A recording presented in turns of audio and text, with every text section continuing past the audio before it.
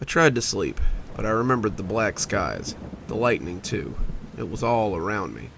I remembered each flash as time began to blur. Each flash had lit him up that evening, revealing to me the ravages of his face, of his pale, disheveled, decaying body, of the clothes which had ages and ages ago been white, torn now in several places, yellowing and covered in stains. I had shuddered at the sight, tempted to shut my eyes, his eyes too, as they glared and kept glaring at me, through me. Ma hadn't seen him, as always. She had in fact floated right past the rocking chair that had once been his favorite spot to read, but to me, he had never been more real. He had been in the chair that day as well. One doesn't simply abandon an old favorite after all. Hunched over, with limbs bent in awkward ways, and skin clinging onto bones for dear life. A grotesque, formless lump, a shadow. Yet he had been anything but quiet. The rumbling thunder had failed to drown out the sounds of his chattering teeth ringing in my ears. Had I imagined that look in his eyes? Had I imagined his raspy voice trying to call out my name? "Bordoizila is going home," Ma had whispered, standing by the kitchen window while smiling at the storm outside, at the trees flailing about in answer to the angry wind. I had known that name quite well, known just as well the havoc its owner was famous for wreaking wherever she went. Bordoizila, the newly married wind spirit, rushing through the towns and villages in her path, eagerly making her way back to her mother on her first trip home from her husband's house. That was the tale, told and retold for centuries within every house in Assam by wizened old mouths with tobacco-stained teeth, holding the attention of every child sitting there.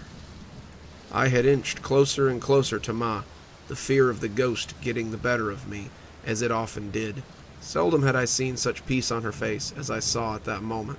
For the longest time, Ma had continued to look out into our backyard in silence. The wind had cried and howled, so loud I had tugged hard at her stole, insisting upon her presence, squealing to her how he had long been glaring at me. Much like on the occasions gone by, Ma had rolled her eyes. "Not this again," her gaze had seemed to tell me. "Can no one in this house let me have a moment to myself?" Barely turning, she had passed me the bowl soon after, half filled with flattened rice and mashed bananas and bread, along with a glass of water.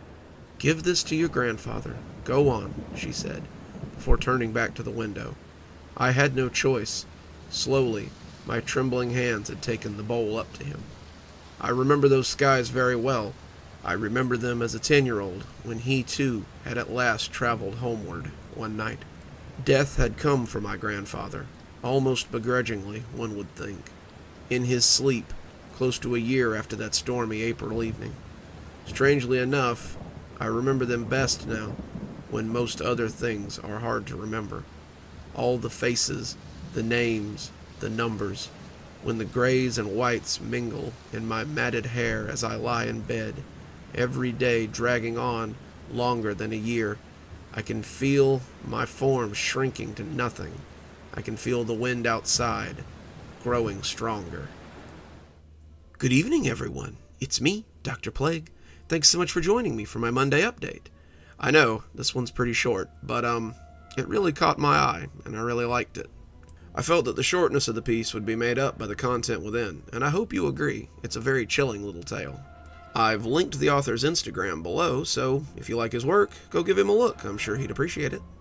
Let's go ahead and thank our sponsors. Thanks to Leslie Lou Riddle for being our Spooky Skeleton tier contributor. Thanks, Leslie. We just couldn't do it without you. And thanks to Glenn Jenkins for being our Ghost Rider tier contributor. Appreciate it, Glenn. We just couldn't do it without you either. If you'd like to support the show, come on down to Patreon. For just $5 a month, you too can be one of our Spooky Skeleton tier contributors and have your name read out at the end of every video and every TikTok that I make. Speaking of TikToks, I've started taking my YouTube videos and compacting them over there, so the quality on TikTok has definitely gotten a little bit better. If you're curious and would like to have a look, come on down. There's a link in my description below. We'd love to see you for one of our live readings sometime. Be sure to come back Wednesday for a throwback story. I think this week it's In the Deeps, which you won't want to miss. It's one of my better stories. Or if you'd like to read along with us, you can always get your own copy of Dark Vortex from Amazon. It'll be like you're part of our little book club, so come join us. And as always, thanks for stopping by. Dr. Plague, signing off. Have a wonderful evening.